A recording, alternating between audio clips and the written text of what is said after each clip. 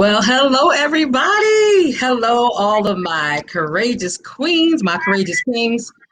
I want to welcome you to episode number 12 of my weekly domestic violence awareness podcast, and it's called Silent No More. Y'all know why it's called Silent No More. I went through my experience of domestic violence in a marriage of domestic violence, and I kept it a secret. I finally got out of it, and I still kind of kept it a secret. And finally, I found my voice. So when I say I'm silent no more, I am silent never again. I'm Angelique Pierce, and I am a survivor of domestic violence, but I'm also an advocate of freedom and truth. I am the founder of Ladder Masters Inspirational Leadership Group, better known as Ladder Masters. So I created Ladder Masters to fulfill three important purposes. And I will tell you what these three are. And if you ever hear me speaking for any other reasons, what I tell y'all, tell me to shut up. You can tell me to shut up. Number one is to bring awareness. A lot of us think we understand domestic violence, but we don't. We think it just happens to women or certain kinds of women. It's not the truth. I want to break down facades. We also believe in a lot of myths, things that are absolutely incorrect, that have been shared or told or mentioned. It's not correct. So I want to break down the facades. I also want people to stop thinking certain things about victims, survivors, and abusers. So I want to break down facades. And finally, I am here to build conquerors, because that is what you are. That is what we are. That is what survivors are. We are conquerors. So, but today I'm not doing it by myself, y'all. I am not doing this show by myself. If you've seen the advertisements on Facebook, if you've seen them on LinkedIn, you know I have an amazing woman with me today. And she is the woman of the hour. And I'm going to give y'all a sneak peek of who she is. Y'all ready? This is Dr. Did I say that clearly? Wait, hold on. Let me say it again. Dr. Laura Harbeson. Y'all want a sneak peek? You sure? You ready? Here she is. Laura! Hi, beautiful. All right, why don't you say hi to everybody quickly so they kind of hear your voice before we jump into the whole show. Yes. Hello, everybody. I'm Laura Harbeson. I'm so happy to be here. All right, so listen, we have plenty of time to talk to Laura because we've got a whole show lined up just around her. So I'm going to bring her back on in just a second. All right, so again, welcome to my weekly podcast, Silent No More. But before I go any further, I want you to do me a favor. I want you to find that share button, SHARE, find that share button. And I want you to go to the screen right now and press it. Find some people, some groups, tag some people, do whatever it takes to get more people on this show, because tonight we have such important information to share with you. Dr. Laura Harbeson isn't here to play games. She's got some very specific things to share, and I am so godly grateful that she's willing to do it on this show. All right, so again, whatever you're on, whatever device you're on, your computer, your iPad, your phone, whatever, hit that share button right now and share it to another group, share it to friends, do whatever it takes. All right. So y'all know me, I'm a preparer, but one thing I don't prepare is a prayer. But I'm going to get into this prayer. And just for this prayer, I want to bring Laura back on the screen because I know for a fact that she'd like to be a part of this prayer. So I'm going to say a quick prayer because I believe that we should always invite God into this space. It is essential that we ask him to join us here because what we have to say, Laura, yes, it edifies us, but it's also for a lot of people who don't know exactly what to do or where to go from the point where they are right now. So I'm going to bow my head, close my eyes. God, I just thank you. I thank you for Laura's life. I thank you for her practice. I thank you for her counseling. I thank you for every victim and survivor that is listening to this today. I ask you, God, that you prepare my heart, Laura's heart, our minds, and our voices, that we will only speak the words that you would have us to say today, to make sure our hearts are clear, our minds are clear, and that we are doing your will, and ultimately to save lives, to help other people, to make sure they are surviving and thriving, becoming whole people, whether it's a man, a woman, or a child, becoming whole again in you. So we thank you, we honor and adore you. And for those who are survivors and victims, if you are currently a victim, I just pray right now for your courage to get out and your strength to stay out. And for all victims and survivors, God, I just ask that you protect them, cover them, and protect their hearts and minds. Give them the peace that they need to move forward. Trust me, I know what that feels like. In Jesus' name I pray. Amen. All right, so let's keep going. Before I go, I'm just going to keep you on the screen, Laura, because you got a beautiful face anyway. All right, before I go any further, I always have acknowledgments, and these acknowledgments are very important to me. I always say it. I throw it on my flyers because this is my family that I'm about to talk about. This podcast every week is powered by Unique Blessings Podcast Network. So that's the UB Podcast Network. And Unique Blessings, if you didn't know, you need to know, it was founded by Miss Chantel Evans, who we call Queen Unique. So shout out to my girl and the rest of the UB Podcast Network and the Unique Blessings family. That's my family. And to be quite honest, I got to shout out Chantel a second time because it's because of her that I even met you. So God is good. So I'm grateful for that. All right. So here's the thing. If you haven't yet, I'm going to ask you, please, please, please share, press that button. I think Laura told all her friends, share, y'all, I'm going to be in the show tonight. Listen, we are talking about a tough topic, but I think y'all know me. I'm a genuinely joyful person. And so I bring you my joy even past all that pain. I don't stop smiling. I get serious, but I always come back to the joy that God has given me through this process. So Laura, we're going to do a lot of smiling and laughing tonight, but we're going to talk about some serious stuff too, because it's important too. All right, so what time is it? We are there. We are at this point. We got to get going. All right, so let's do it. So I'm going to take some time to introduce this phenomenal woman. I have a true bio. I've seen some bios, but this is a bio right here. This is a good one. All right, so let me just read it. And she's so not pretentious, y'all. All the stuff I'm going to read is all very true. It is all true. It's what she's done and who she is.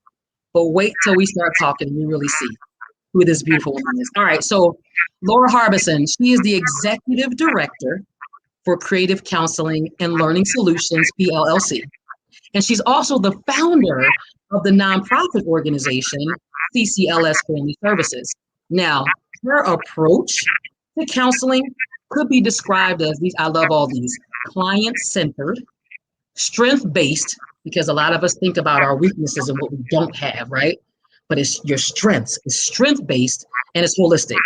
She encourages an enhanced sense of self-understanding and acceptance of how past experiences have shaped the way we understand and relate to others, as well as how we view ourselves.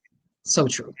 She facilitates an approach to counseling children, adolescents, individual adults, and families, which is centered with a situational and developmental understanding. It can include a variety of creative techniques, which we're going to talk a lot about today, including, y'all ready? Who thinks about therapy this way? Y'all ready?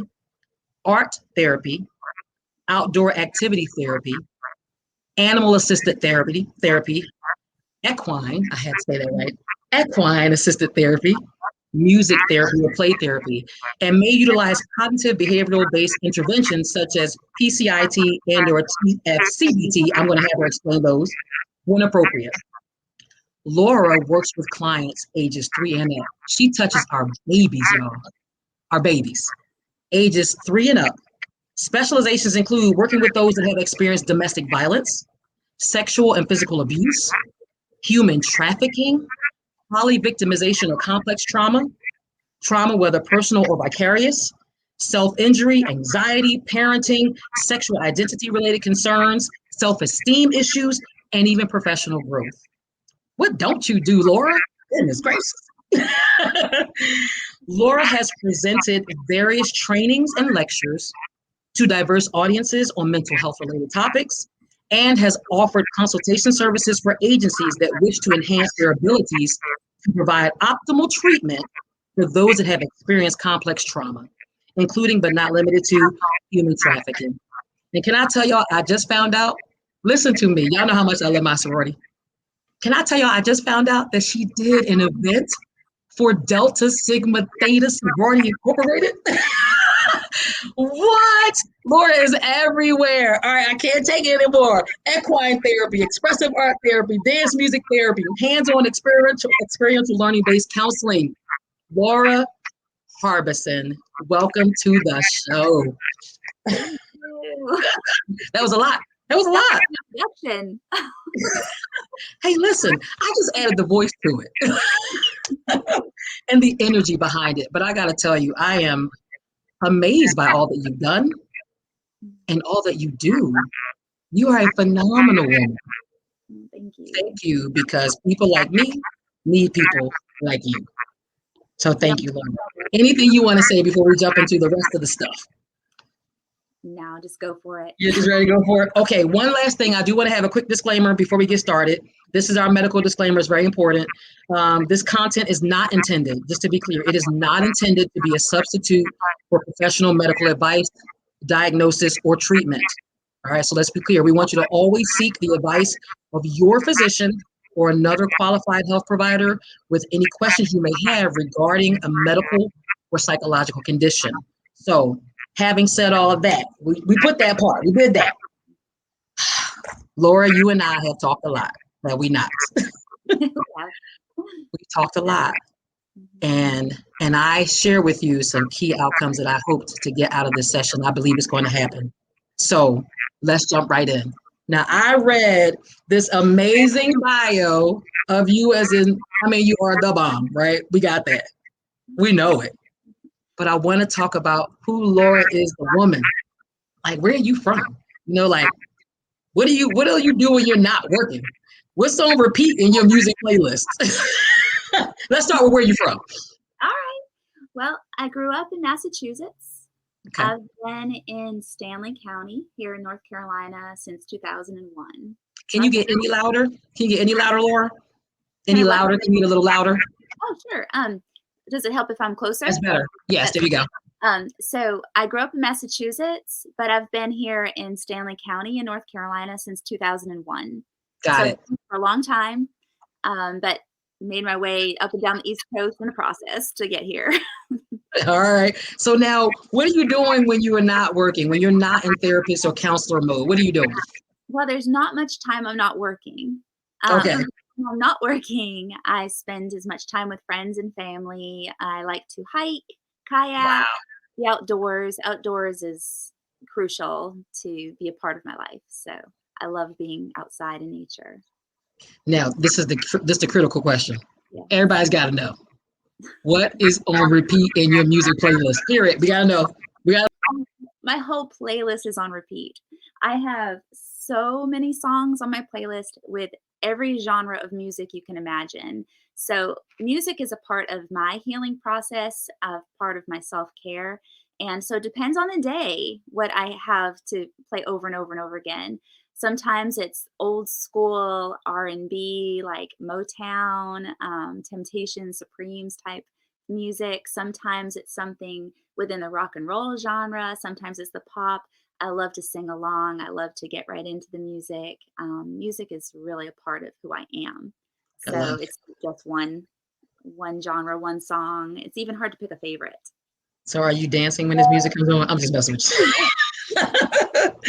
All right. So, I would like you to know, I read your bio and it kind of, people get a sense of what you do, but if you could, because there are definitely people here who I specifically asked to watch. Mhm. Okay. If you could give us a little more detail about your company, your mission, your purpose, kind of in your own words, and the population of people that you serve. Absolutely. So, Creative Counseling and Learning Solutions is our practice. It's a group practice. So, it's not just myself. I have a wonderful team of other therapists that work with me.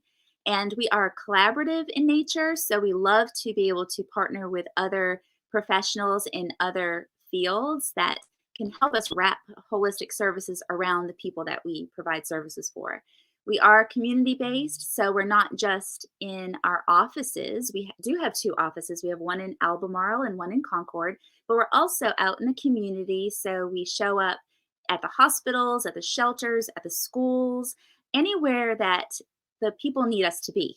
So we are very remote in our services, and we do also offer the traditional office space as well for people who prefer that.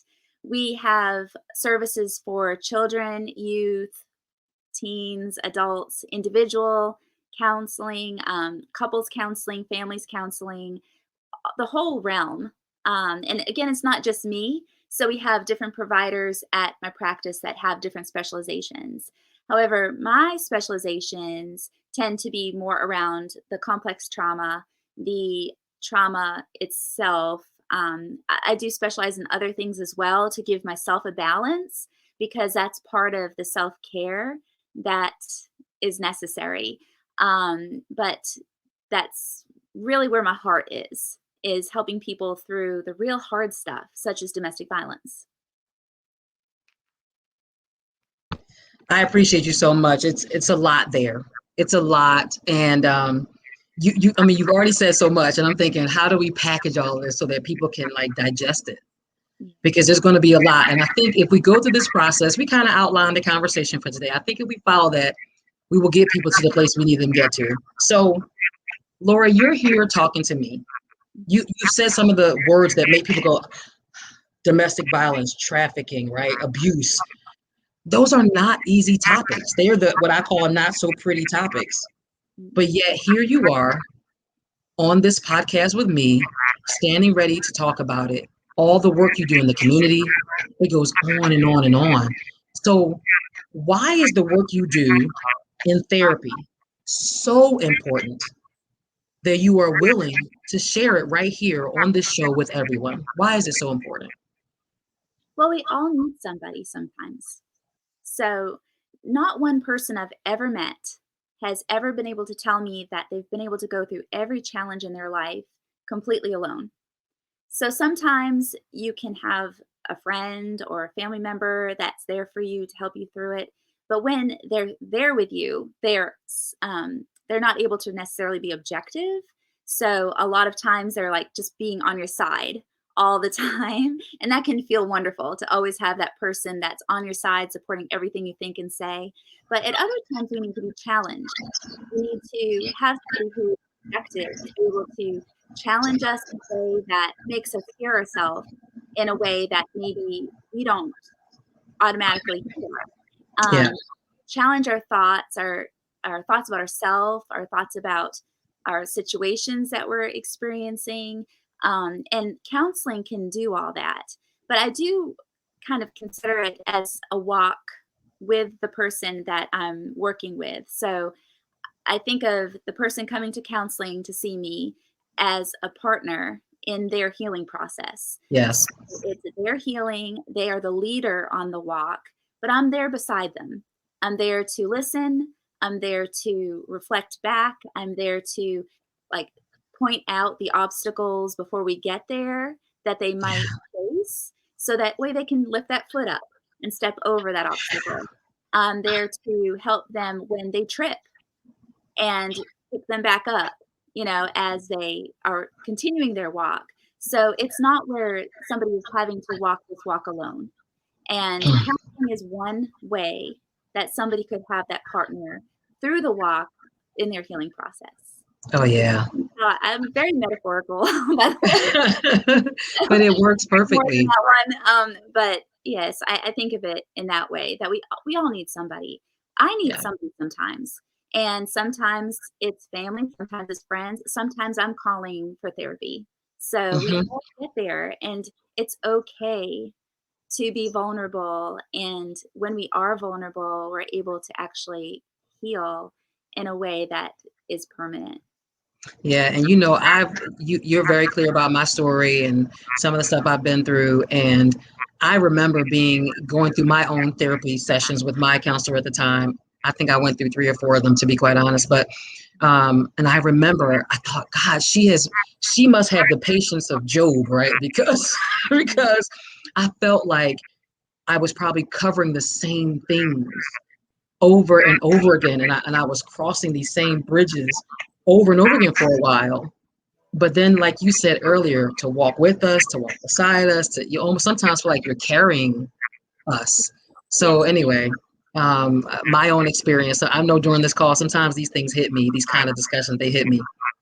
So thank you. Thank you for doing what you do, because the victims and survivors alike, we need that sounding board, because we no longer see things clearly. Sometimes we don't see things clearly.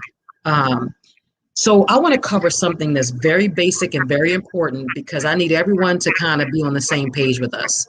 This is what I call my level setting question, to make sure we're defining a thing, or when we say calling a thing, we want to call a thing a thing.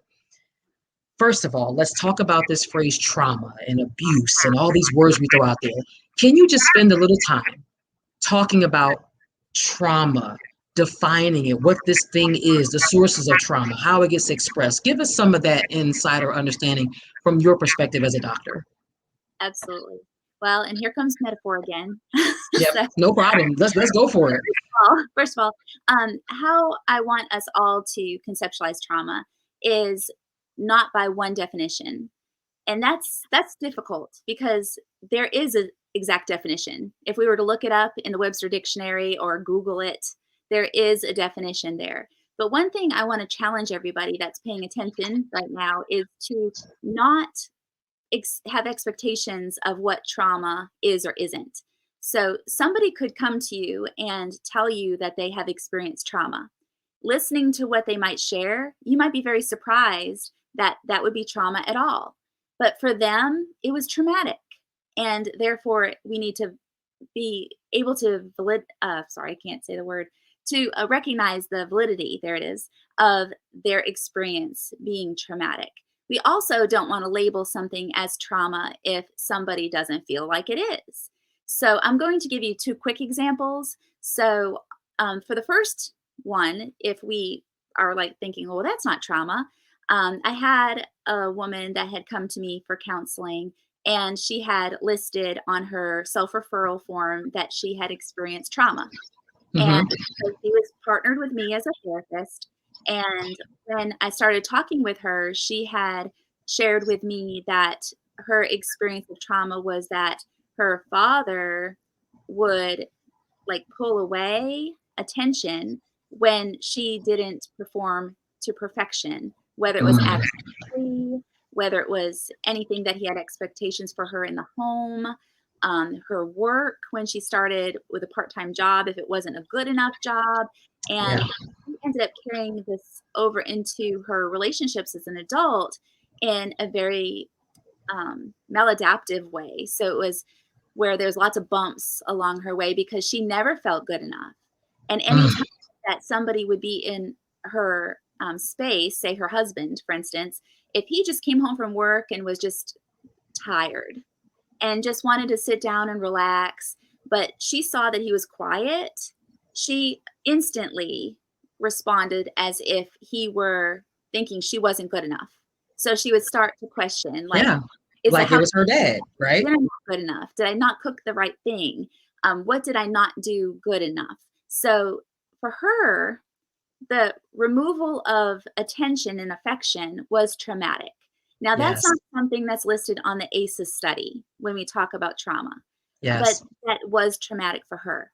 Now, on the opposite side, we might say, oh, this child is in foster care. Right. So that means trauma. Well, Yes. maybe not. Maybe not. Really Maybe, good point. right. Maybe that child that is in foster care feels safe for the first time. Because you Maybe don't know what they were in before, right? you don't know. So we might want to look at it as far as being like, okay, well, they've been through some difficult things at home. Sure, they may have, but the part of being in foster care doesn't necessarily mean that that's a trauma, but it is listed on the ACEs study. Yes. So we don't want to do that. We don't want to label as this being trauma, this not being trauma. We want to listen to what the person says that's in front of us and Yeah. understand how they feel their experience was for them. Was that Oh. trauma? Was that not trauma?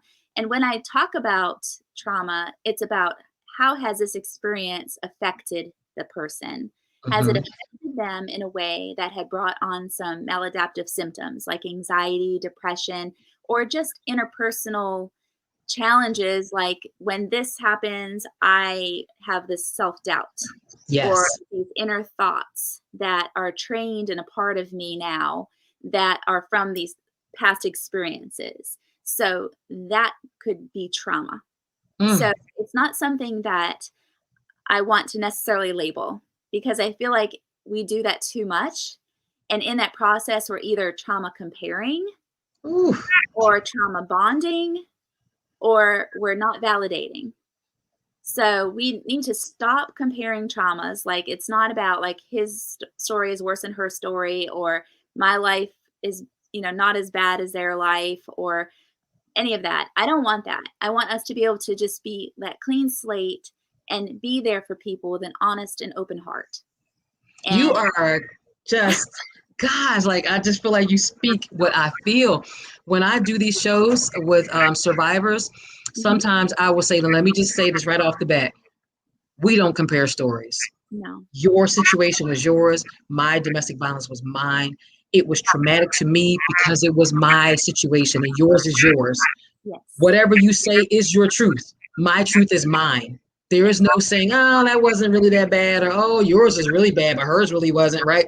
Thank you so much, because I have been in that situation where I've had someone actually attempt to say, well, well, you didn't go through that part, but okay, but did you, say, get out of here with that, right. because mine was bad for me Hmm. in many ways, and yours was bad for you, and so Yes, thank you. you're My welcome. experience is mine and I own it. Your experience is yours. Everybody's is their own. And that's so important to understanding that different things affect people different ways and can be traumatic, even if it's not traumatic for you. Thank Exactly. you. Thank you. Thank you. Everybody, let me just take a step back right quick. This is Dr. Laura Harbeson. She is here talking about what she does. She's got creative therapeutic techniques. But right now, we're just downloading about trauma, why people even need therapy. And you just made the point of the day, because everybody goes through something different and everybody as a result needs something different to heal. Gosh, thank you so much. All right, so I'm a domestic violence survivor, Hmm. and people have said all kinds of things to me at different points, right? I think they think they're helping, Yes. but it's irresponsible, to be quite honest. And so shortly after I got out of my situation, I was in a lot of court battles, and I even had to work with an assistant DA in North Carolina, and I had all these other people.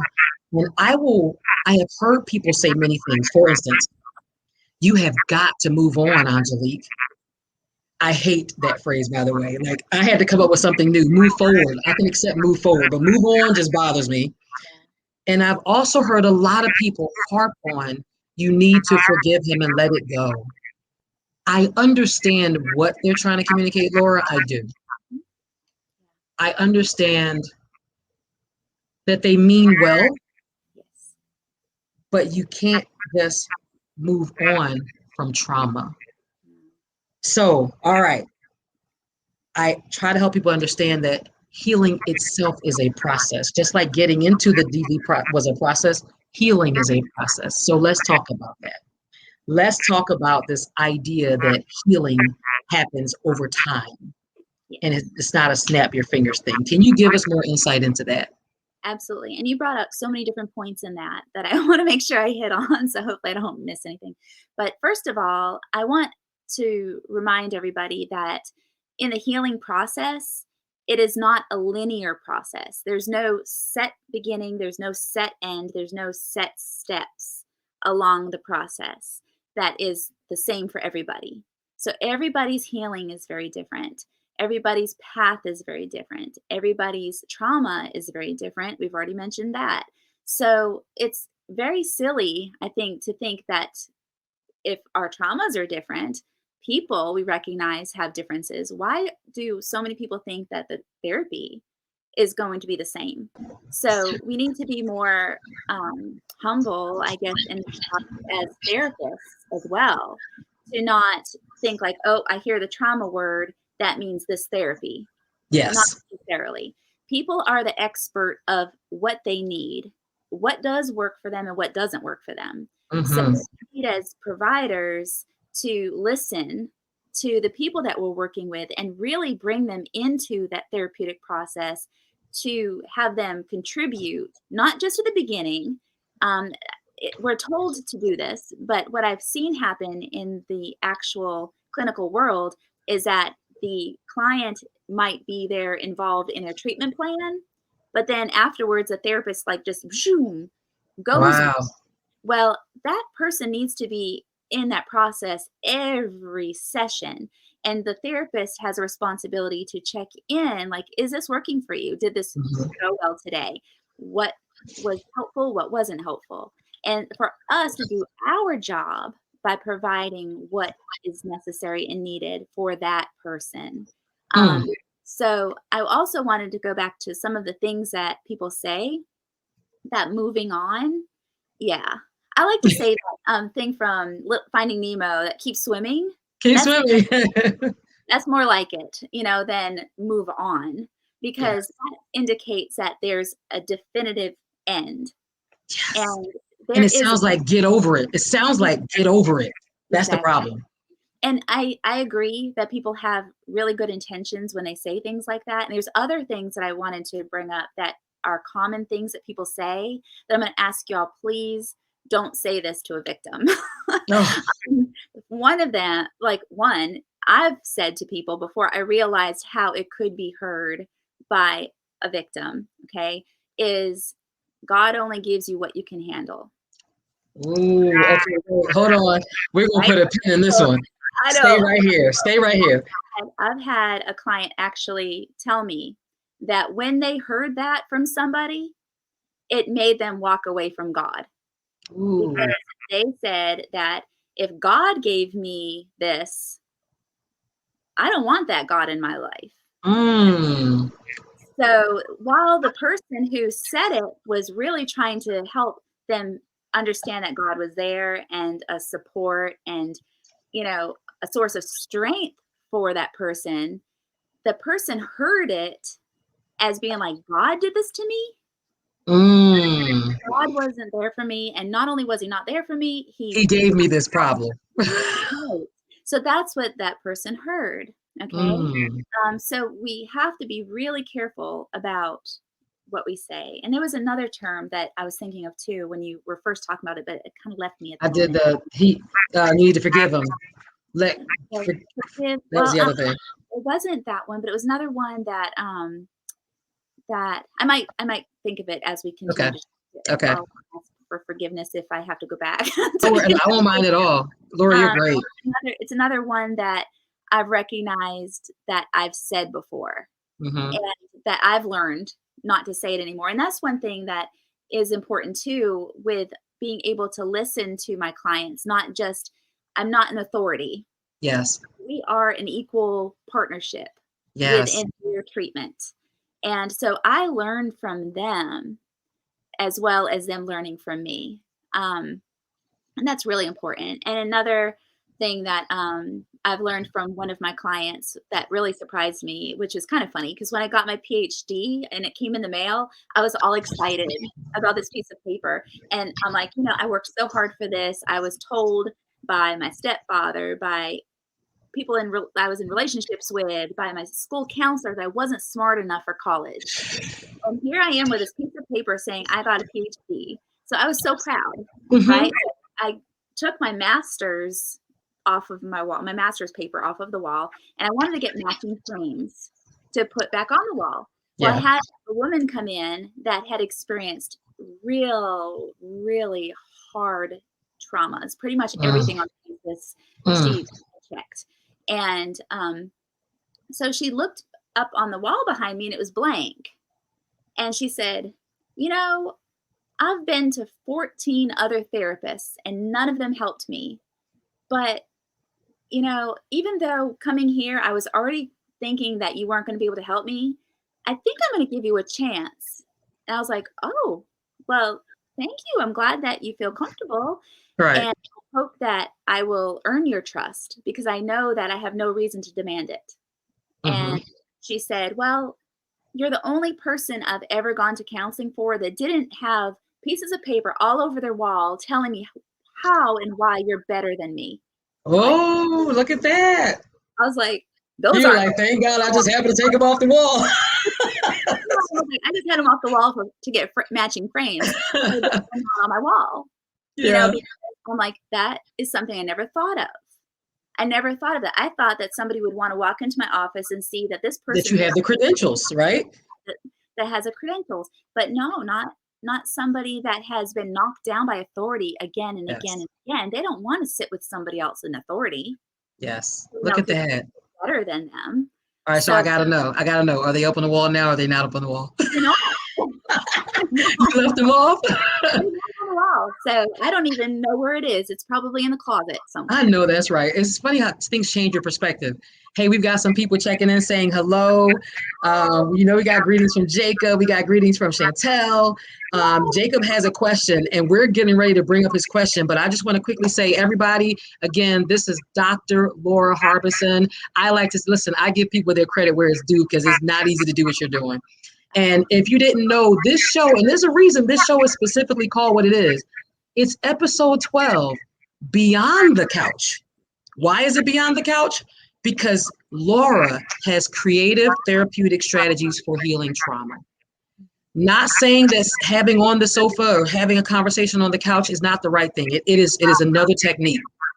But thank you, because you have spent the time getting the knowledge from the books and the real world experience to be able to talk about what you're going to talk about today. And that makes a difference because some people have been through things that need special types of healing processes. And you offer those. All right. So let me, just because I don't want to ignore my brother Jacob here, let's take his question. Hi, Jacob. All right. So Jacob asks, what are obstacles you face as a counselor and therapist, and how does it affect you mentally and emotionally? Yes.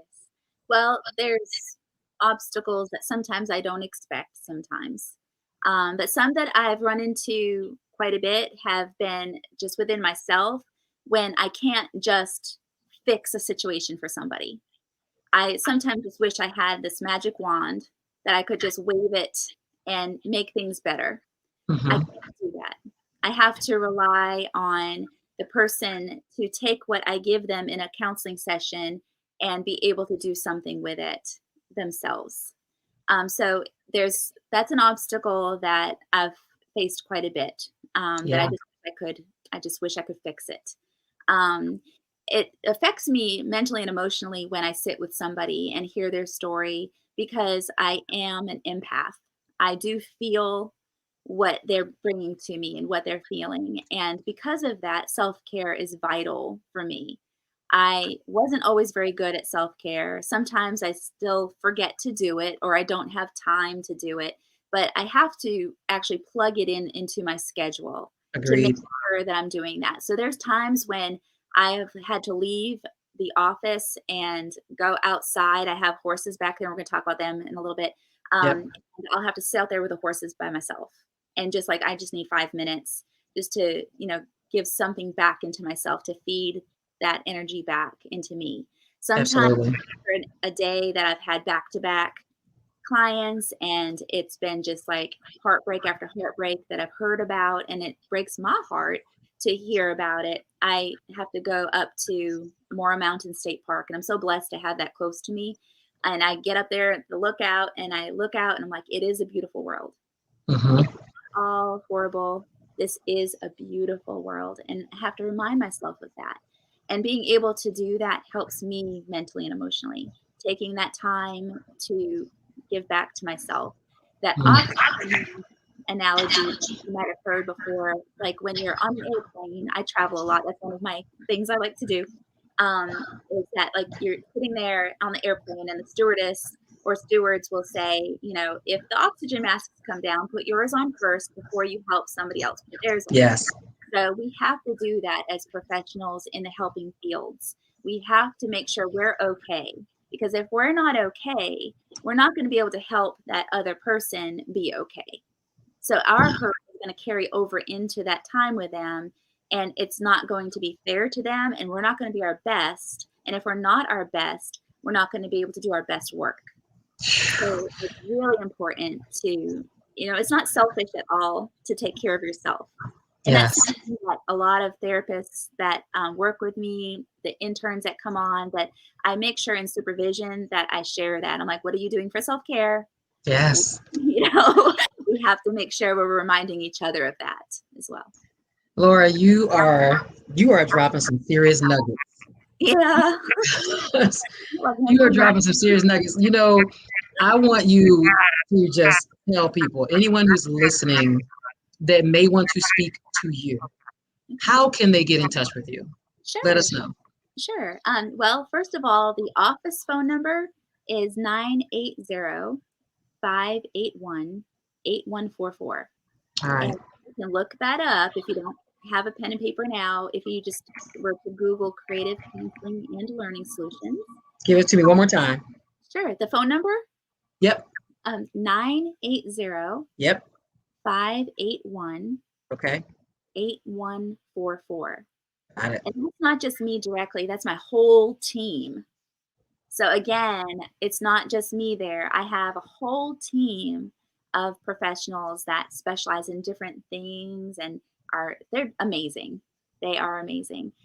You could look us up on our website if you were go to www.creativecounselingandlearningsolutions.com. It's a long one, but it's easy to remember because it's the name of the business. You could find us on Facebook by searching for the Creative Counseling Learning Solutions as well. So there's lots of ways to reach out to us. Creative Counseling and Solutions, and as A&D. A&D. Solutions.com, right? Creative Counseling and Learning Solutions. And Learning Solutions. Let me get that in here because I want people to be able to look you up. Sure. Got it. I love it. Laura, it's just the way you deliver the message. It's the way you deliver the message that gets me. So I hope I spelled that right. Creative Counseling and Learning Solutions.com. Lord have mercy. You're testing my spelling skills now. I don't have my doctorate yet. All right. So no, I mean it. I mean, sometimes it's a disposition. I tell people, certain people that got the sunshine in their face, you got it in your face too. You have that sunshine in your face, and there's a warmth that comes across the screen. And sometimes people can sense, I could talk to her. Like, I could see myself talking to her. Now, that phone number suggests you're in the North Carolina, that area code suggests you're in the North Carolina area. So talk about that a little bit, where you actually do your practice, and do you do anything outside of the state ever? Let's talk about that a little. Sure. Well, we are in North Carolina. I am licensed just in North Carolina. We don't have any therapists on staff right now that are licensed in any other state. So all of our services are primarily North Carolina. I say primarily because there have been a few people that have moved or relocated to another state. And because of the COVID situation, there have been some states that have been lenient with their licensure process. So I do have a few people that I have been meeting with through telehealth from the permission of the state board that they're residing in at the moment, because there's not anybody that they've been able to connect them with that has the specializations that I have as of yet. There are certain conditions that has to play a part of that. And again, some states have not allowed us to do that. So, it's been something we just try. Anytime somebody moves, we do our best to offer continuation of services. We try to refer if that's an option. Okay. It depends on the situation. But But you wouldn't start with a client who is currently out of state? No, ma'am. Okay, I understand. All right, I'm asking for particular reasons. You're fine. So Laura, let's do this, because I want to spend, and listen, if we stay on till 8:15, I hope that's okay, because what I want to do is spend the time talking about these specializations that you have, because not everybody's doing what Laura's doing. I hope y'all understand this. So let's talk about this. My question that I have is that there are a few key techniques that you take your clients, that you use for your clients to take them through their healing journeys. I want to talk about them one by one, and I want to discuss the specialized approach that you take, Laura. So let's start with, I think if it's okay, the equine therapy. Let's start there, because I know I've been talking about that one. All right. What is that? What do you do? So that includes my two four-legged coworkers. Sage and Saffron. So Okay. they're horses, and we do not ride them. They are just there at the office in Albemarle. We bring them into the round pen, or we go into the pasture with them, depending on what the activity would be for the day. Sometimes the activities are just being there and observing the horses. Sometimes we will get right there with them, do some grooming activities. Other times we're doing things like building an obstacle course that is representative of obstacles in someone's life that they're going Mm-hmm. through, and they Mm-hmm. take a horse through the obstacle course and then find where the stuck points are, because the horse is a magical animal, really. Because with them being a herd animal, which means they're kind of like they read each other at all times for safety and survival. Okay. So we're constantly checking in with anyone in their space. They can hear our heartbeat for up to 10 feet away. And Wow. they are able to respond based on what we're going through and what we need. So what we do is it's myself and my equine specialist, or one of the other therapists with our equine specialist, because there's other therapists that use this modality as well. We will be in the space, we'll introduce an activity, we back up, and then Okay. our client interacts with the horses, and our horse expert, Anna, she will like recognize like, oh, when they did this, the horse did this, or it Okay. is not common for this horse to do this. So Okay. those types of behaviors that come out, we will check in with a client, and we will say, we noticed when you did this, the horse did this, what's going on? And they attribute meaning. They use what's called projection into the scene, and they're like projecting their thoughts and feelings about self and others onto what just happened with the horse. Sometimes it gives us insight into their themes in relationships. Sometimes it just helps us to check in with how they're doing right then. So it's like Mhm. the horses are live biofeedback machines, really, because Wow. they're constantly giving us information. So one example is I had a young lady that was coming for counseling that had a lot of trauma, and one of our horses walked straight up to her and started licking her arms over her sweatshirt. This horse never licked, you know? And we're like, what is going on? And the girl rolls up her sleeves, and we see all the evidence of her self harm. So Mm. it was told on her. If it weren't for the horse, we never would have seen that. We never would have known she was doing that. Her parents didn't know she was doing that. But Mm. the horses are so in tune with the person, because we become part of their herd when they're in their space, that by Anna being able to say, this is unusual for this horse, we're able to say, okay, the horse is responding to this person in this moment in this way. What is going on? So it's like an assessment tool, but it also offers options for like, and to go off of like away from the domestic violence for a minute to Yes. a little bit. I was doing a parenting class with the horses, and this one parent who was a previous victim of domestic violence, but she wasn't in that situation anymore. She was a single parent, was there. And I asked her to move the horse into this space that she defined as timeout. Okay. Um, and she was really struggling moving the horse there. And she kept saying, I'm so sorry. I know you don't want to go over there. I know you were trying to eat grass. I'm so sorry. I'm having to move you, blah, blah, blah, blah, blah. And I said, stop. Right. What are you doing right now? And she's like, well, I just feel bad because the horse doesn't want to go over there. And I'm told I have to move it over there. I said, do you apologize to your son every time you have to issue discipline? And she said, I do. I said, Yep. Look at that.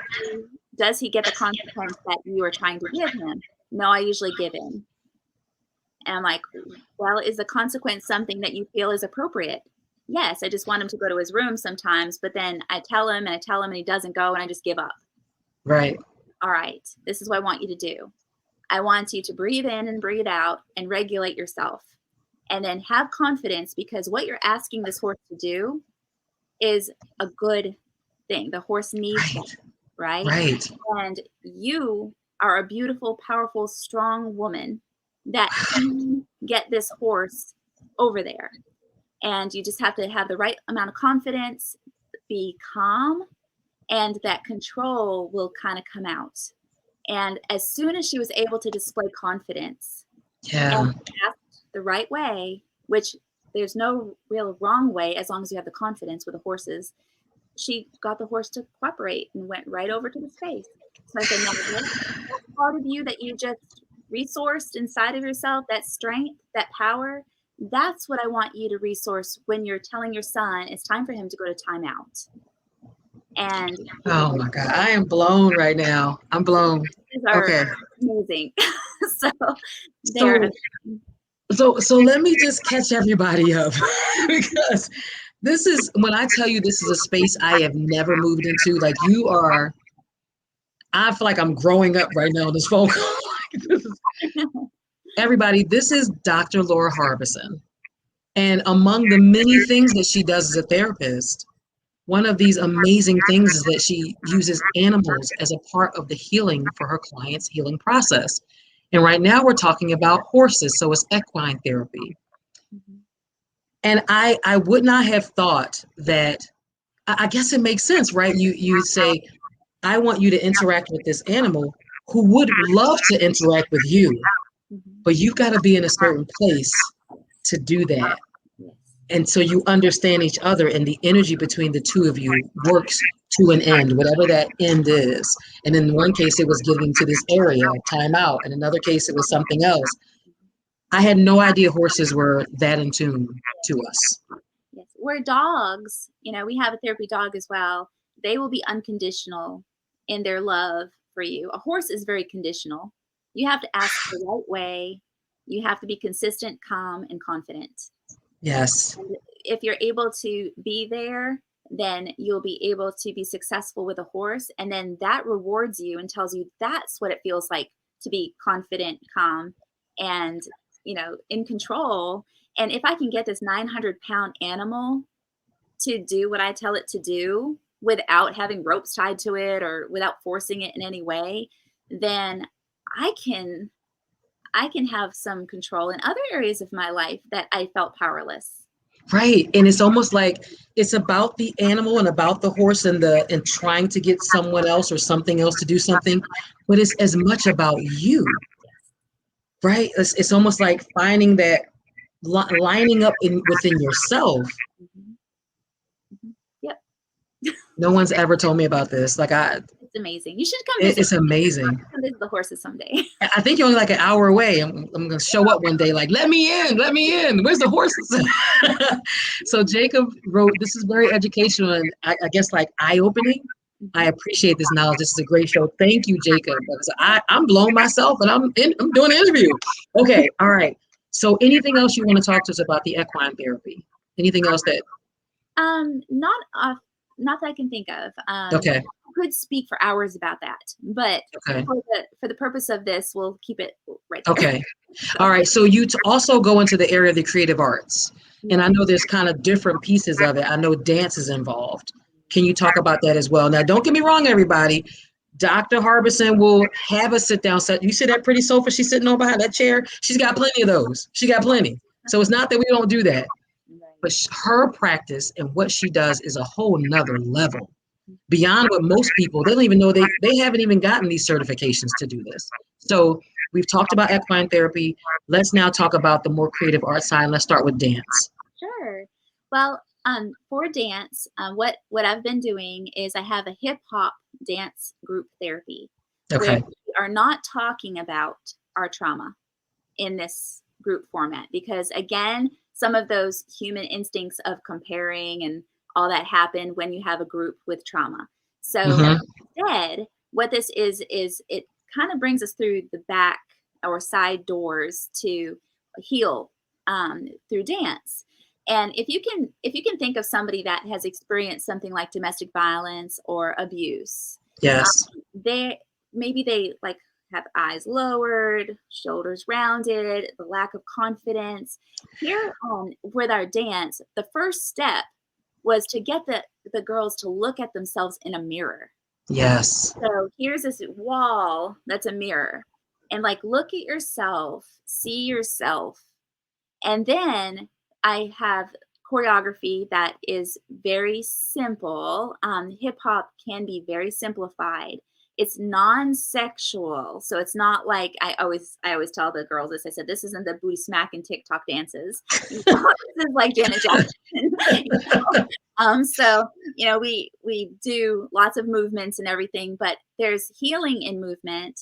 There's just the act of exercise itself triggers parts of the brain to hit those neurotransmitters to fire, and those happy juices start coming out.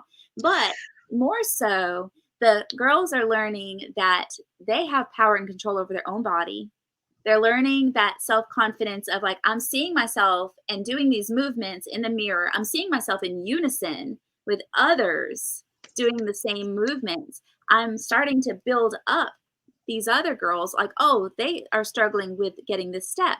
This is how you do this step. Look at that. I have leadership. Look at that. Right. So they are, beyond that now.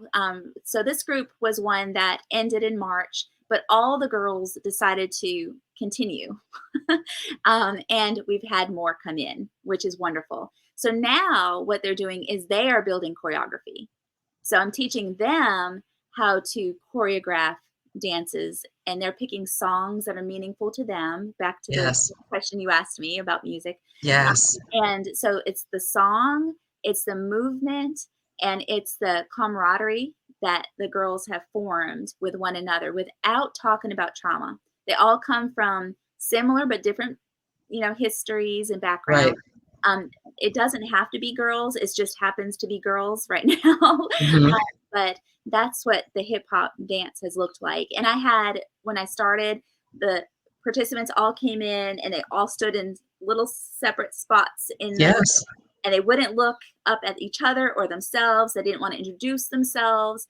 And then now when a new person comes in, they're like, hi, I'm so-and-so. And like, welcome to our group, or yay, there's new members to our group. And they're so excited, and they're just like, they're so different, and they can't describe how it's helped them. But they have told me, they're like, this helps more than my talk therapy.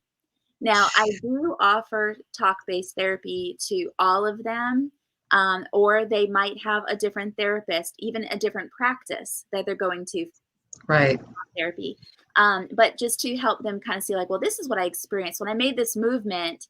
It kind of reminded me of something bad that happened to me, but I reclaimed that movement in dance. There And you go. I want to talk through that a little bit. So we're able to do that separately and individually.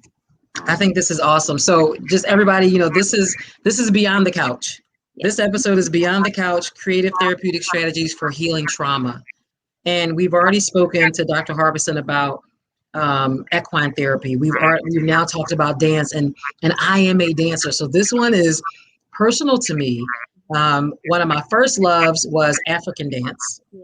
And because I do that, and we should talk sometime about that, because that's a whole other level Yeah. of big movements and freedom, and how that's a whole other level. But in dance, you are so right. We often talk about in modern dance, and especially in ballet, I know we're talking about hip hop now, but that idea of being long and stretching your limbs in dance, is that in itself is their freeing motions, and it's almost presenting yourself.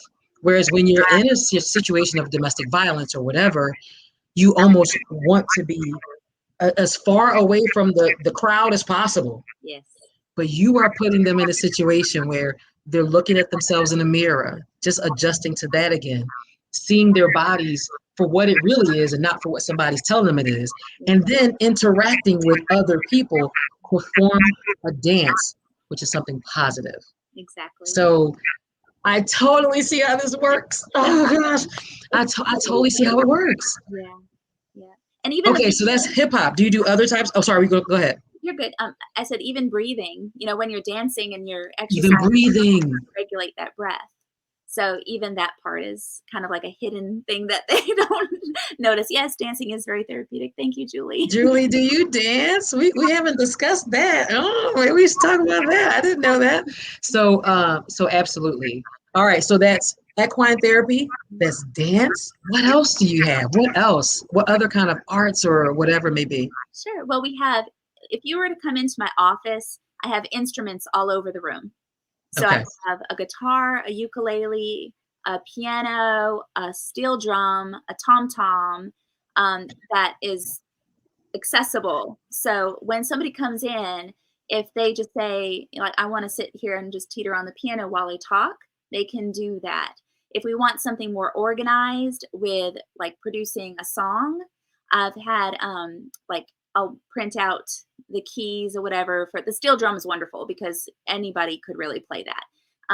Not to like maybe what you might hear like in the Caribbean or whatever, but it's very basic with some of the songs that we could do. So I remember one kid coming in and they said, I want to learn this song. I heard somebody play it on a steel drum on YouTube and it was Lean on Me. So I'm like, all right. So I printed it out, got the notes together, taught them where it was, and they were able to memorize the notes for that song. And this kid was one that was having a real hard time with attention and comprehension. So had a diagnosis of ADHD and not being able to follow through with Yeah, lessons. So here, this kid not only followed through with being able to do a lesson, but he was able to completely complete a song and memorize it and perform it for his parents. And his I parents love it. were like, whoa. So it's teaching him, like, look, you are capable. You might Yes, have to do it in a different way. You might have to train yourself what works for you to be able to maintain focus, but you can do it. this So is so phenomenal. it's like I'm not a music therapist that is licensed specifically for music therapy, but we just bring in music when that Makes is sense. something that they want. You know, Laura, when I went through okay, so I told you I'm a dancer. I love to dance. I've done praise dance at church. Like I've led praise dance. I've danced as a solo. I've danced in group. I've done African dance as a part of a dance troupe. All this stuff, right? That is one of the number one things that left during my domestic violence situation. I wasn't dancing anymore. Mhm. Dancing was. I remember being pregnant Yeah. and wanting to dance because even as a pregnant woman, it doesn't matter. The baby hears the music and feels the music, and it was this whole thing about me not dancing. And the next thing I know, moving my body around was the last thing. And as a dancer in church, I felt like it was always, whatever is in you, you are presenting out to the church as you dance. Whatever is in your spirit at that time, you have to be careful. So then I felt like I was going through so much mess. How could I raise my hands? How could I, do those movements? And I stopped dancing. And then I just wanted to close myself off. Where was Laura? Where were you, beautiful? Gosh, I mean, I can just see how this could have been so helpful to me. I didn't even know this really existed. So I appreciate you. I Oh, really appreciate you because you're doing something that when people are looking for another way, you have another way. You or we're have another. one. So if I don't already have the answer, we'll find one together. Exactly. What else? Is there painting? Is there like anything else, other kinds of techniques you use too? Yes, there's art that we'll bring in. We do play and games and things like that. But the art therapy, for instance, one of the favorite activities that a lot of people have really found powerful is that I will take a picture of them with my computer and then project the picture on, like with the screen projector, onto Yeah. a canvas, and then I will outline in pencil their face, or like their usually it's just like up to here, Yes. and then while I'm tracing that, they're writing down all these powerful and positive words about themselves, devotions that they love, song lyrics that they love, Bible verses that they identify, and then they will trace the outline of who they are, like they're drawing, with these words. And it's very small letters. Like, so if you're standing back from the project, You can't even. you Yeah. tell that it's words. But Yes. the closer that you come, you see the words. So then we talk about boundaries. So then we talk about, like, okay, so who in your life do you want way back here Mm. that is only seeing lines? Who do you want to be right here in your life in a closer circle, but maybe not able to identify all the words? And Hmm. what does that look like? And who is right up close to be able to see everything about yourself. How do Mm-hmm. you know where to put somebody? Mm. There are some moments that you can identify that are red flags that say that person needs to be back there. What are things that you can identify that say, I can trust this person? And how do you set and establish that boundary? But then they also have this project of this is me, and this is all the things that make up me. So that's one art activity that I found that they love. They actually ask to do over again. They're like, can we do that again? Yes, because it has so much. You Yeah. can take that so far, and you start to apply and copy and paste it to and wait a minute, I never thought about this person in that light or this situation in that light. Mhm. Okay, listen. So listen, I know all of you are not in North Carolina, but if you were, you should be calling Laura. Like, gosh, I mean it. I mean, I'm joking, but I'm not. Like, I really wish I knew you or of you. Well, you know me now. I know you now, and can I be honest? There's still listen. I'm real honest on my podcast. Yeah. There's some stuff I'm still working through. I can promise you that, Mhm. and Yeah. a lot of it has to do with the church. Just to be quite honest, Yeah. because of how that played out in my situation. Mhm. That is a sore spot for me. I'm still working through that, Mhm. and I'm trying to think like, what do I do from this point? Yeah. Yeah. What's my next phase on my journey, right? Because we talk about this, healing doesn't happen linearly, right? There's like these things, and it's kind of you said a circle sometimes, or kind of you come back to something else. And so Yes. I know I've got some stuff I'm still working on, but I know to the people watching and who will watch later, I know you are not in North Carolina, and you may not be able to get access to Laura, but my God, I imagine there's information about what she does. I put up the website earlier. I'm going to put it back up now. If you haven't taken a look at it, it's a long name, but Creative Counseling and Learning Solutions, right? It's what it is. It's beyond the couch. She can sit you on the couch, but she's got things that are even beyond the couch to help you get to your next level of healing. Because I think healing goes on for a long time. So if you don't, if it's not the website, she's offered up her phone number as well. There it is on the screen. You can reach her. Laura, I want you to take a second while I'm running my mouth. I want you to think about, just for me for a moment, in the domestic violence arena, and the people who might be watching, or like I always say, who will see this recording because people watch it later. You are in a very special role for people like us. And the things you do can, I won't say make or break us, but can make us. And so, is there anything, thinking about domestic violence victims, even those who are in a situation now? Mhm. Let's start with that. Let's start with those, let's separate them. Mhm. Those who are in it right now. Is there anything that you would like to say in terms of encouragement or just key thoughts or anything to current victims? The current victims. Ooh, Current victims. yeah, that's one that my heart just, Yeah, yes. yeah, I just like, you know, Yes. you know, um, you're not alone. Yep. You're not alone. You are going to be told you are. Yep. You are going to be told that you're not worth anybody else's time or attention. But you are so worth so much more than what you're getting. And it's going to be hard to believe that, but you need to surround yourself and make contact with me or someone else that has that message for you that can help you believe that you deserve better. You deserve to be respected and cared for and treated well. And Yes. if if you don't know how to navigate that, you can call this number. There's hotline numbers, DV hotline numbers. You can call law enforcement, depending on what you're exactly needing at that moment.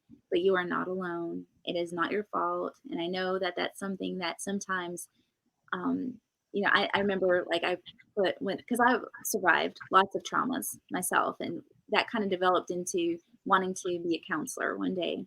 That I still stuck with me as far as like I was told, and it was convincing that it was because I did this or because I didn't do this and because I was this way or that way, and it's believable. And I don't know that we have time for me to do the magnet fingers. Do I have the time to do it? You talk. You go right ahead. You go right ahead. I'm gonna actually, Just come a little bit closer to your yeah, yeah. okay. There So we go. this is a demonstration that if you could just bear with me and go along with me, this is Yep. going to be for those that are in domestic violence situations right now, as well as people in other steps of the process towards healing. All right, so I want you, and okay, so my hands, okay, have your hands, pretend there's glue on your hands, okay, and stick your hands together like this. You can't separate them now because the glue is starting to dry, but you can fold your fingers like this. Okay, everybody see? And then you take your pointer finger. Okay, good. And then I want you to drop it to like your lap almost. I'm going to hold mine up a little bit just so you can see what I'm doing. Okay. But I want you to be able to look down into the space between the two fingers. Okay.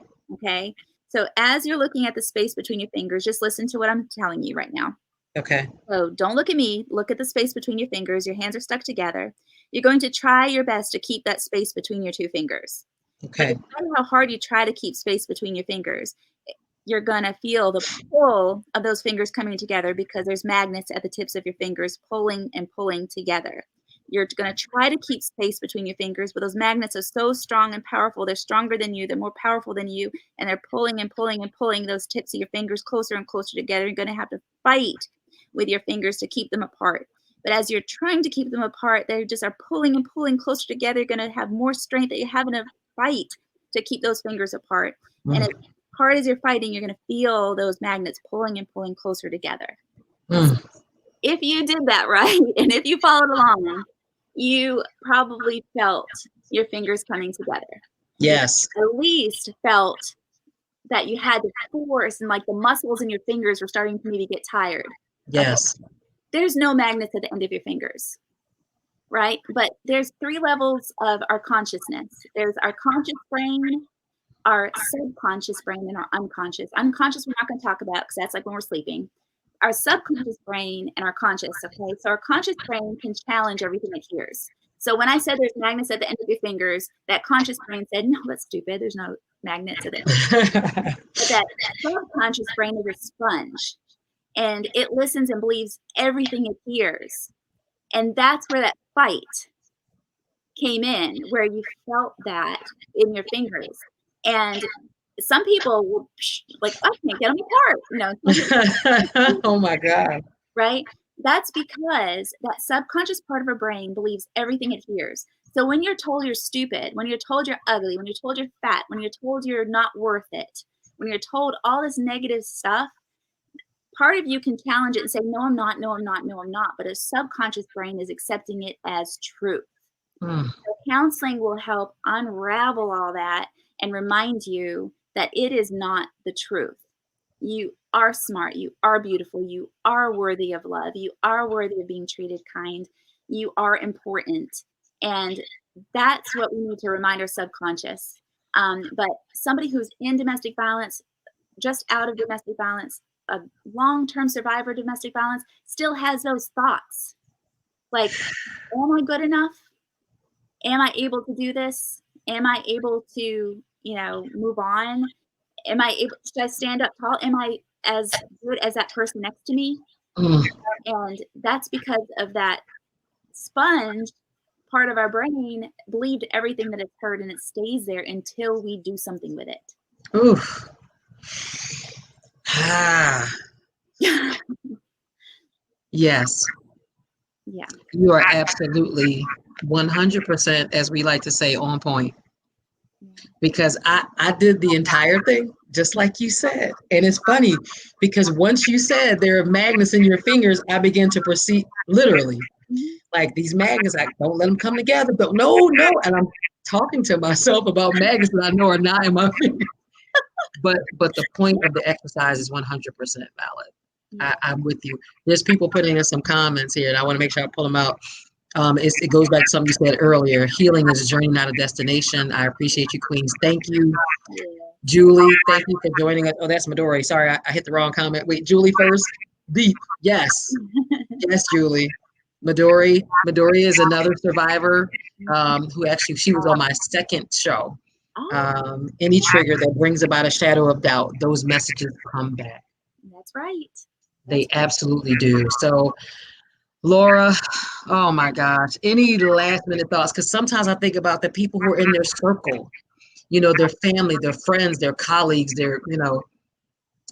sometimes it's like people don't know what to say or what to do. And I don't know if you have a message for them necessarily, or any other message you want to share, but I just want to make sure I give you your time to say whatever last thoughts you may have to share before we go. Absolutely. Just love them, and do your best not to judge, because it is a complex dynamic. Domestic violence is very hard to understand. I often hear, well, why didn't you just leave? Or why did you stay? Why did you put up with that? And it's a whole lot more difficult to answer that Yes. question, because that brain has like completely been manipulated, and it has to unpeel all that, and that's a process, and it's hard to step away, and a lot of times people Mhm. go back even after they're away. They might go Yes. because they still haven't learned how to challenge all that subconscious tangled necklaces that Mm. I told you about before. It's like Yeah, you were telling me about, yes. is, it's like, oh, you have to like unravel and figure out like how to get this necklace loose from the ball, so you can then figure out how to get the next one loose. Gosh, I can't So stand when my true. necklaces get tangled. But it's something that I want people to have patience and just love, Yes. and yes, if you know of resources, share them. But if somebody doesn't jump on that train towards getting away, or doesn't access the resources you give them, don't give up on them. Just love them. Yes. Just love them. And yes, you do become exhausted just by fighting. She was talking about the exercise Oh, and how that plays out into other areas. this Yeah. too. And like, if somebody is in a domestic violence situation, they feel alone even if they're not, because they're Yes. told they are. Yes. They're told they are. And And and they're not only that, but they are threatened about thinking of any other life. You need to stay just like this, because if you don't, yes, I will this to you. I will that. I will do this to the kids. I will do this to the animal. yes, I yes. will do this to your family. Hmm. Hmm. I will tell everybody some personal, private thing that you never want someone to know or whatever about you. It's all kinds of things. I will kill you. Hmm. You will die, right? Yep, It's all of that yep, that comes into play. So yes. when people question why victims don't leave right away, why that statistic exists, that it takes on average 7 times, on average, Hmm. 7 times for victims to fully leave their abusers, people don't understand it isn't just about the leaving. You are more likely within the first like 2 weeks of leaving of being found and killed. They don't know that. Yep, People miss the rest of the story. yep. These things are real. Um, Julie said she is good. No, I've been told like, well, why don't you just call the cops? Well, I did. I did. Do you know how many times I've called the cops? Yes, exactly. But then they can only do so much. Even if they did everything they could, they can only do so much. And when they can't do enough to make you feel safe, you feel like you can't go anywhere else. Yes. So, And God forbid they show up and both of you, and say it's a physically abusive thing, yes, and both of you have bruises. Well, guess what? Both of y'all getting arrested right. because they don't really know who did what. And so everybody did something, and now you're both going to jail. So what you tried to do to protect yourself, now you end up in jail, and your kids are looking, where's mommy and daddy? Yes. It's Yes. tough. The last time someone asked me that question, I wanted to punch them. Why didn't you leave? That, oh yeah, I bet. Yeah. Um, all right, let's see. Yes, I will kill you. So I'm going to scroll through these because I know. Or stalk. Yep. You get stalked after the fact. Yes, I remember Dora's story. The person came to the state where she moved to. Like it's Mhm. you. People think it's that simple, and it's not simple. Julie said a cop told me he is just a band-aid. Wow, Mhm. Yeah. Julie, we are. Oof. And I don't say this out of any disrespect for law enforcement, because Yep. I do have friends in the field, and they have their heart really Right. want to help, but their hands are tied to being able to in certain ways. The law is not made to protect victims. It The seems like it's law not. is to like innocent to proven guilty, right?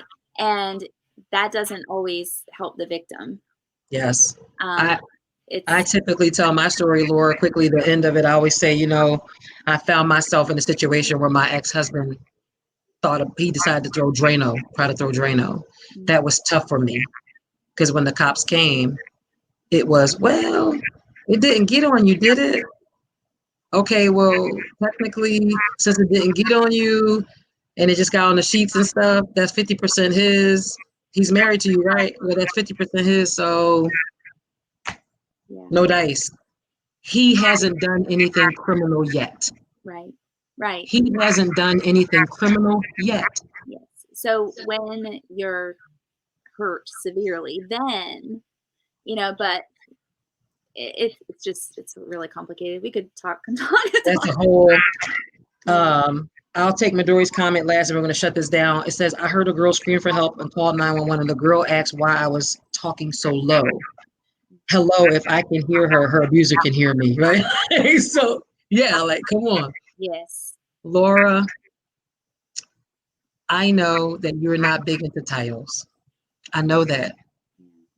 But I am thoroughly not only amazed, but I am grateful for the effort, energy, education, experience, time, effort, gosh, Mhm. that you put into this because people don't get it. And they don't necessarily understand that healing from DV, from other kinds of trauma, is not as simple as what people would like to believe. It's not a get over it and move on. Yeah. It's not that simple. So I just want you to know I appreciate you because you have said things that have even touched me today, and that I will carry forward. And this is not the end of you and I, Miss Lady, because Good. I believe that there is something for us to do. Mhm. I believe that.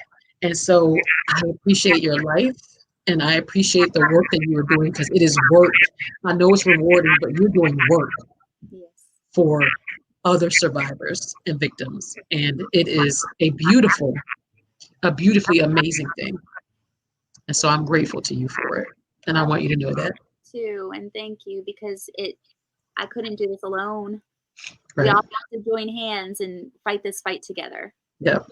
So I did not think I would have a tear today, but I also did not expect you to give us as much as you did today. Like I knew it was going to be a good interview and a good show, but you left me with so many nuggets and I appreciate you and I don't know how to say it. So I want to say thank you to Chantel because again, it's because of her that I even met you. And you're just phenomenal. You're Thank you. phenomenal. So anyone, I will just end it at this. Laura has said and told us plenty.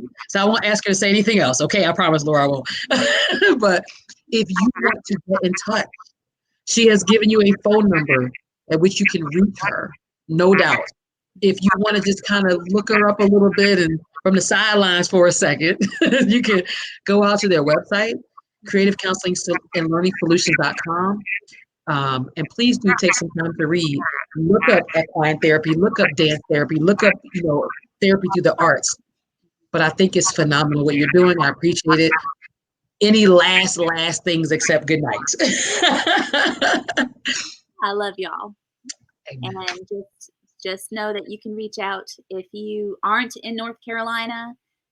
Maybe looking at the website can look at some keywords or some therapy modalities that you can learn about that you can then look for in your area and Yes. see if you can find similar services. Is if anything we've talked about tonight seemed like it might be helpful for you. So I'm Yes. not the only one out there, but maybe hearing about some of the topics might give you some more informed ways to interview potential counselors. You have a right to decide who your therapist would be. So, you have to just know that it's okay if somebody doesn't fit, find somebody else. So there's Yes. us out there. And then I'll just say in closing, Laura said some of this earlier, but You are not alone. Mm. You are not. I know it feels like it. I remember what it felt like. I do. But you are not. There's a reason why victims and survivors are starting to do what I'm doing, because we have to help other people know you're not alone. Your abuser, or even if your abuser from the past, or even if it's current, that person wants you to think that you are nothing. But guess what? You are everything. And that's what they hate about you. Because, first of all, in my opinion, they hate themselves. You just need somebody like Laura to remind you of who you are. And I have a favorite quote, and the quote is, "She remembered who she was, and the game changed." Oh, I like that. She remembered who she was, and the game changed. There are people like Laura who will help you remember who you are. And that's how we move forward through this healing process. Laura, you're an angel. Thank you so much. I know we are way past time. Thank you for your extra half hour. That's okay. Blessings to all of you. I want to say good night. We do love you. And next week, I don't know what I'm doing next week just yet because I was so focused on this one, but I promise you it'll be amazing. Laura, thank you. And I will talk to you very soon. Okay. Yes. Thank All you right, all. love. Great Good night. night, everybody.